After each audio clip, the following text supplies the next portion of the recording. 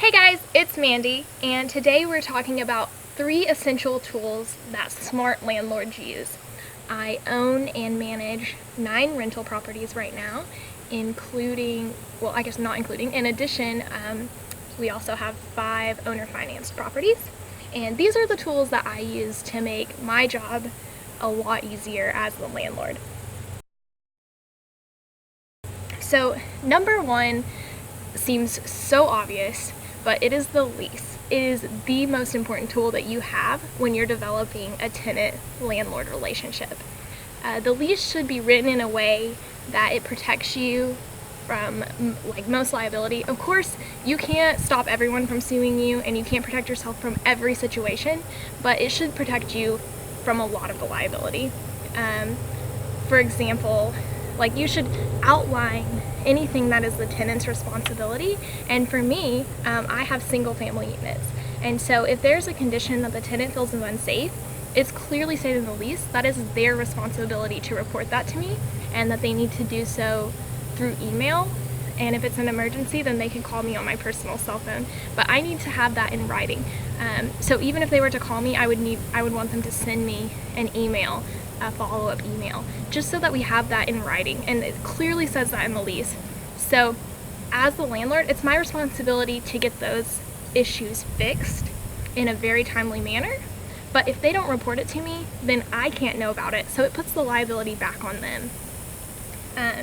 I would even suggest having an attorney look over your lease in the end, just to make sure that you're protecting yourself as much as you can, to make sure that if the day ever comes when you do have to evict somebody, that your lease is written in a way that it makes that easy to do. That's already a hard enough situation as it is, so you don't really want to make it any harder by having a poorly written lease. The good news is, if you put a lot of time and effort into your first lease, that's the only lease you need. You can use that for every rental property that you have. And so just write a really good lease, put the time, put the effort into it, pay a professional if you need to look over and to help you write your lease. Number 2 is kind of a new tool for me, but it has literally been a game changer. So cozy.co, and that's COZY.co. I don't get any kickback from recommending them. I literally just love the site, and so I'm recommending it to you. But I have started using Cozy to collect rental applications and to collect rent. Specifically, collecting rent through Cozy has made life so much easier.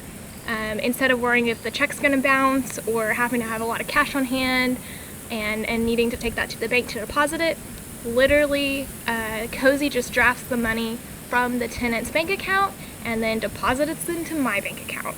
So within 3 days, all the rent's gone through, and it's fantastic. I really like it, and actually my tenants really like it as well. They don't have to worry about writing a check or mailing a check or bringing a check and dropping it off. So it's made it easier for both of us. And I love it for collecting applications as well. It weeds out a lot of people who aren't serious about the property, and they don't want to take the time to fill out an application. Then I know that they weren't really serious to begin with. Alright, so the last tool that I recommend is Facebook groups. And I use Facebook groups specifically for marketing rental properties. I have seen other landlords recommend Craigslist, and I think people are just moving away from Craigslist in general for finding housing. I think Craigslist doesn't seem quite as professional, and I think it's a little sketchy. You can't see who's posting the listing. You don't know if there's a lot of scamming happening on Craigslist. And I think Facebook groups are great, because a lot of times there will be a group specific to your area. My area has groups that are buy, sell, trade, yard sale sites, and people will post rental properties on those sites. And then there's also specifically apartments and houses for rent in the county. And so I post my properties on both of those groups, and I get a lot of response. It's an easy way for people to share with people that they know are looking for housing.